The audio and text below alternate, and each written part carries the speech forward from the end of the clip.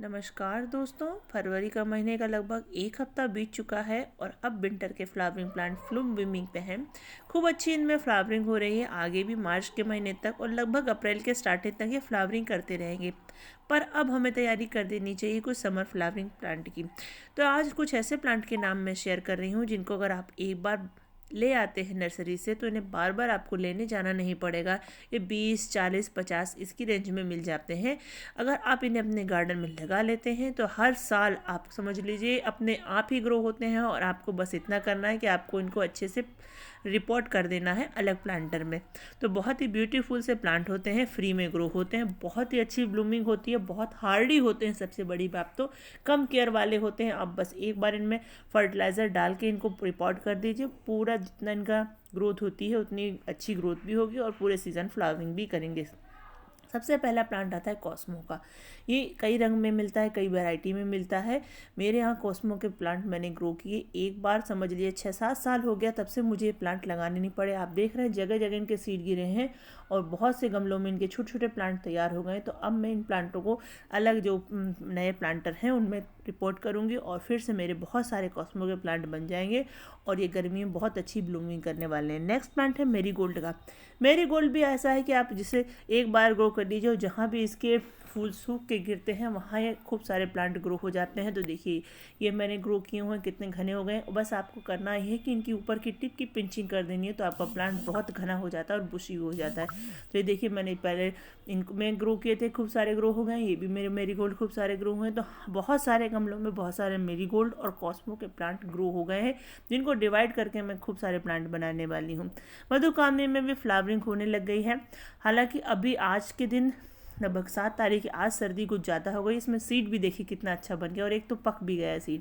तो ये भी देखिए कुछ मैंने और मेरीगोल्ड के प्लांट ट्रांसफ़र कर दिए हैं अलग अलग गमलों में, जिससे कि इनकी ग्रोथ अच्छी हो जाए और फ्लावरिंग करने लगे। साथ ही मेरीगोल्ड के जो प्लांट है ना, इनसे जब हम अगर ये अच्छे हेल्दी ग्रो होंगे तो जब जून के महीने में या जुलाई के महीने में हम इनसे कटिंग से नए प्लांट ग्रो कर सकते हैं। कटिंग से ग्रो प्लांट में अच्छी फ्लावरिंग होती है। और देखिए इसमें आप देख सकते हैं बिंका के प्लांट भी ग्रो हुए हैं, कॉस्मो के भी, साथ ही इसमें अडेनियम के भी 2-3 छोटे छोटे प्लांट हैं। तो ये भी प्लांट आप हैं जो सीड से ग्रो कर सकते हैं। नेक्स्ट प्लांट है मैक्सिकन पिटूनिया का। ये बहुत ही हार्डी प्लांट होता है और मेरे यहाँ तो ये अपने आप इतना ग्रो होता है।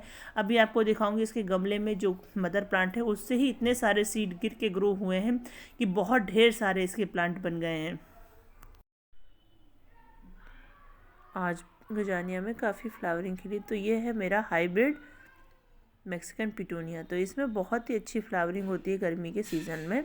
बहुत ही हार्डी प्लांट है और देखिए ये इसके छोटे छोटे सीड से जो प्लांट ग्रो हो रहे हैं। इसके सीड जब भी फैलते हैं तो दूर तक आसपास के गमलों में भी फैल जाते हैं और सभी में प्लांट उगाते हैं। तो आपको करना ये है कि जब इसके प्लांट अच्छे से बड़े हो जाएं तब आपको रिपोर्ट कर देना और आपके मैक्सिकन पिटूनिया के कई प्लांट ग्रो हो जाएंगे। मेरे पास इसके तीनों कलर है, 3 कलर में आता है, एक पर्पल, एक पिंक और एक वाइट। साथ ही ये देखिए छोटे छोटे मेरे जो आसपास पॉट रखे हुए हैं इनमें भी इसके प्लांट ग्रो हो गए हैं।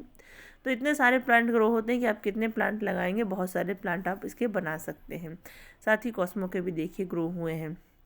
तो बहुत ही अच्छा प्लांट है ये और अब इसमें नई ग्रोथ भी आने लग गई है। नेक्स्ट प्लांट है सलोसिया या कॉस्कॉम का। ये भी प्लांट बहुत हार्डी होता है। एक बार अपने गार्डन में लगा लीजिए। इसमें इतनी मात्रा में बीज बनते हैं कि इस पर इधर उधर फैलते रहते हैं और गार्डन में से पेड़ बहुत मात्रा में उगते हैं। आपको बस इसके प्लांट को ग्रो कर लेना है अलग प्लांटर में। गोमफरना का प्लांट भी देखिए कितनी अच्छी इसमें ब्लूमिंग होती है।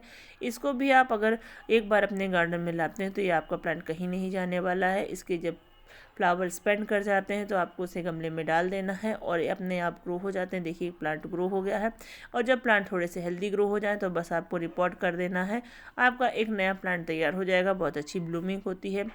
इसी तरह अगला प्लांट है गिलार्डिया का प्लांट। गिलार्डिया बहुत हार्डी होता है। इसे भी आप एक बार गार्डन में लगाइए। इसके फ्लावर जब स्प्रेड होते हैं तो उसके पीछे सीड बनते हैं। सीड इधर उधर स्प्रेड होकर गार्डन में बहुत सारे प्लांट बनाते हैं। आप इनके प्लांट को बस अलग अलग करके रिपोर्ट कर दीजिए और बहुत ही हार्डी प्लांट होता है। फुल समर सीजन में फ्लावरिंग करता है। धूप में हार्डी प्लांट है, खूब चलने वाला है। इसको आप अपने गार्डन में ज़रूर लाइए। कोरियोप्सिस भी इसी तरह का प्लांट है, बहुत ही आराम से फ्लावर से ग्रो हो जाता है। इसके फ्लावर के बाद सीड बनते हैं और इसी तरह कई मात्रा में आपके इसके प्लांट तैयार हो जाएंगे और आप इनको बस अलग करके लगा लीजिए। बहुत ही अच्छा फ्लावरिंग प्लांट है मॉर्निंग ग्लोरी। मॉर्निंग ग्लोरी में बहुत अच्छी मात्रा में सीड बनते हैं और अब सीड जब बनते हैं तो इधर उधर फैलते हैं और आपके जब इसका सीज़न ग्रोइंग का आएगा आप देखेंगे आपके हर प्लांटर में आसपास जितने भी इसके प्लांटर रखे रहेंगे सभी में मॉर्निंग ग्लोरी का प्लांट ग्रो हो जाते हैं। तो आप इन्हें अलग अलग करके लगा लीजिए, कई प्लांट बना लीजिए। बहुत ही अच्छी फ्लावरिंग प्लांट है, बेल नुमा प्लांट है, रेलिंग पे चढ़ाइए, बहुत अच्छा लगता है। नेक्स्ट प्लांट है अपराजिता का। अपराजिता में बहुत मात्रा में सीड बनते हैं, इसमें फली नुमा सीड ग्रो होते हैं और अगर हम इसकी फली नहीं हटाते हैं तो ये फली चटक जाती हैं और इनसे जो बीज होते हैं वो आसपास के प्लांट में गिर जाते हैं और अपने आप ग्रो हो जाते हैं। तो तब हम इनके जो छोटे छोटे प्लांट इनके ग्रो होते हैं उसको हम नए प्लांटर में लगा कर अपराजिता के नए प्लांट बना सकते हैं या फिर इनके सीड कलेक्ट करके हम अलग से ग्रो कर सकते हैं। नेक्स्ट प्लांट है बिंका का। बिंका का प्लांट भी बहुत ही मात्रा में सीड बनाता है। इसके प्लांट आपको अपने गार्डन के सभी प्लांटर में मिल जाएंगे। ये हाइब्रिड बिंका है, इसे भी सीड से ग्रो किया जा सकता है। तो बिंका ऐसा प्लांट है अगर आपके गार्डन में एक बार आ गया तो इस सीड से अपने आप इतना ज़्यादा संख्या में ग्रो होता है कि आप इसके कितने भी प्लांटर बना सकते हैं। नेक्स्ट है पोर्चुला का पर्सिलेन का प्लांट। ये सीड से भी ग्रो हो सकता है, साथ ही इसकी कटिंग भी आप ग्रो कर सकते हैं। छोटी सी भी कटिंग अगर इसकी कहीं गिर जाती है तो ये प्लांट अपने आप ग्रो हो जाता है। तो ये भी आप अपने गार्डन में ले आइए। समर का तो बहुत ही अच्छा फ्लावरिंग प्लांट है, बहुत ही अच्छी मात्रा में उसमें फ्लावरिंग होती है, कम केयर में चलने वाला प्लांट है। तो आप ये प्लांट ला सकती हैं। तो ये कुछ ऐसे प्लांट थे जिनके नाम मैंने आपके साथ शेयर किए हैं, जिनको आप अगर एक बार अपने गार्डन में लगा लेते हैं तो इनमें बहुत ही अच्छा मात्रा में फ्लावरिंग होती है। देखिए गिलार्डिया में अभी फ्लावरिंग शुरू हो गई है और बिंका में भी। तो धीरे धीरे जैसे जैसे गर्मी आने वाली है ये सभी फ्लावरिंग प्लांट अपनी ग्रोथ पकड़ेंगे और इनमें बहुत अच्छी फ्लावरिंग होने वाली है। तो इन्हें आप एक बार नर्सरी से अगर लाएंगे तो इनमें इतनी अच्छी मात्रा में सीड बनते हैं कि अगर आप इनके सीड ग्रो नहीं करेंगे तो ये अपने आप ही ग्रो हो जाएंगे और इनके प्लांट जब बन जाएंगे तो आपको रिपोर्ट करके नए प्लांटर बना लेने हैं।